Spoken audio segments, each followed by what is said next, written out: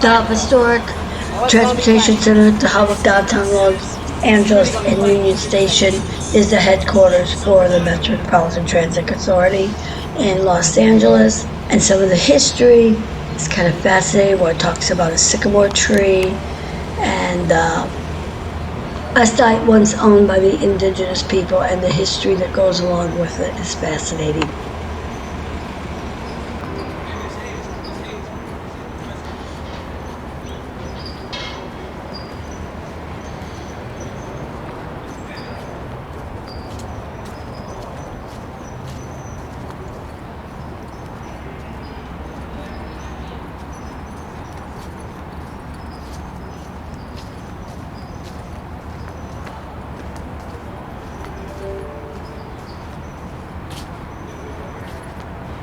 And the history starts now.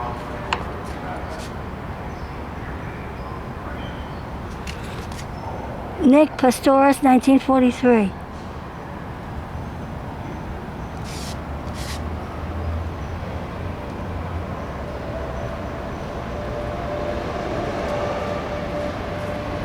He's recognized for its Greek forbearance, quality with which we are built over the civic buildings and public spaces, a reflection of value we place in our democratic institution.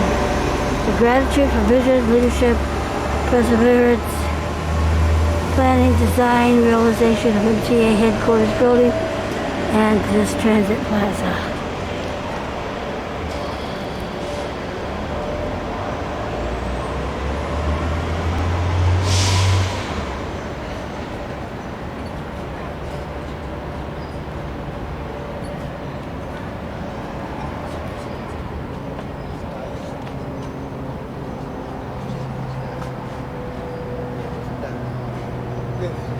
Sacred sycamore was already ancient when it was chopped down for firewood. The sacred sycamore tree that fixed in time and place and now vanished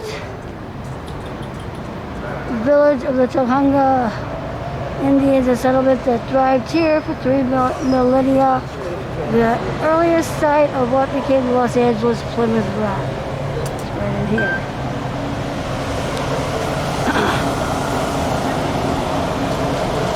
As Christopher Columbus was wading ashore in the West Indies in the fall of 1492, hostility began to grow near the Pacific shoreline, where Spanish explorer Juan Rodriguez Caballero would make landfall a half a century later.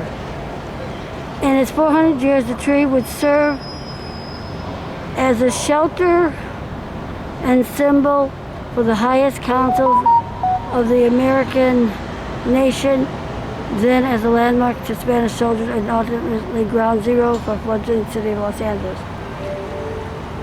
Before 1781, when a small band of settlers christened the huge tree, symbolizing Alicia, the sycamore, more than 200 Tongova Indians lived in Yanga, the largest at the settlement or villages that were home to 5,000 indigenous Californian chiefs. From the lesser villages would be rather confer under the vast patch of council.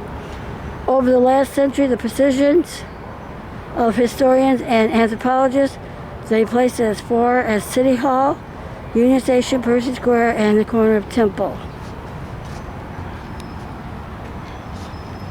Of Temple and Main Streets.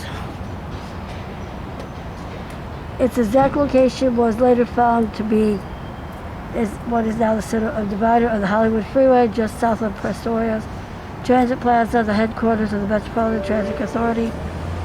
The location was evidently confirmed in 1995 when evacuations for the MTA unearthed hundreds of artifacts, the oldest from a 3,000-year-old settlement at the edge of current-day downtown, which was adjudged to be the likely site of the original settlement of what became the megapolis of Los Angeles. Future site of Metropolitan Transit Authority, Gateway Tower, circa 1939.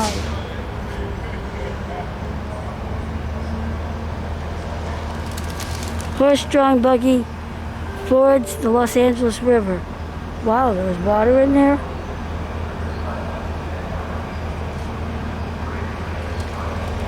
Vanishing tree, vanishing people. There is nothing left of Yenga, which Spanish explorer Gaspar de Porto chanced to point in 1769 on his way to close a squirrel of Alta California. The Mexican rulers who followed the Spaniards did to the Gabelinos pretty much what U.S. government would soon do to other tribes: take their lands and consign them over to ever smaller parcels. Over the years, locals chipped away at Indian property in the early 1830s. French immigrants and vineyard John Louis vineyards simply took over the land for which a 60-foot tall sycamore stood. For tax purposes, he valued the tree at $20. Portfolio Expedition plaque. A few years later, the city council,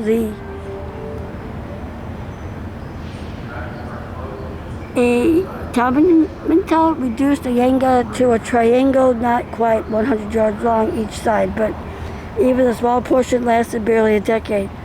In 1846, the city revoked that altogether, resettling the tribe to the far side of the river. 2 years later, after residents complained of noise from disorderly gatherings, when Americans so gathered visited the village for unauthorized R&R from military commander and or the city to eliminate the village or else. Townsfolk contributed all of $24. Ironically, the value of the beads was affected to transfer the island of Manhattan to help the Indians move their belongings to wherever they could find refuge. But then their numbers were drastically ravaged by decades of disease, violence, liquor, and opium.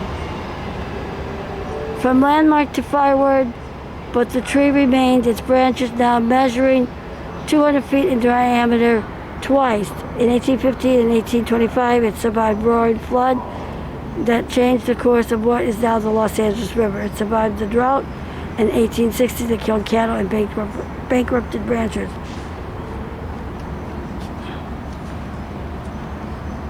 But by the 1870s, the Philadelphia Brew House,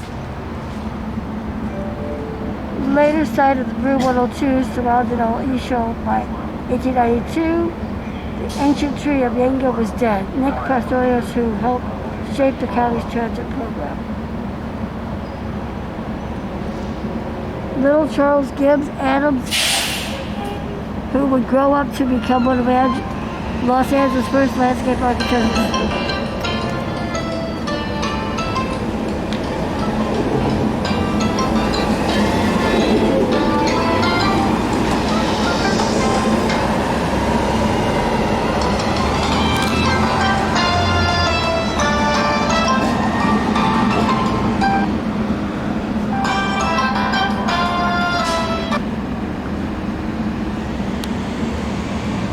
Little Charles Gibbs Adams, who would grow up to become one of Los Angeles' first landscape architects, watched the trees cut down and hauled over the firewood. He counted its annual rings of growth and recorded its lifespan as 400 years. Aliso, the Sevilla winery. Just as a six-story Aliso once served as a landmark for a fledgling settlement of Pablo de Nistro, Senora Laurino de Los Angeles stands only a few yards from the site of the Sycamore is a 26-story earth-toned MTA headquarters and a glass dome gateway into Bureau's Transit Center. Its skyscraper height contrasting with the low Art Deco lines of Union Station, the transit headquarters is destined to become the century's 21st transportation hub, even as it revives a long-neglected neighborhood.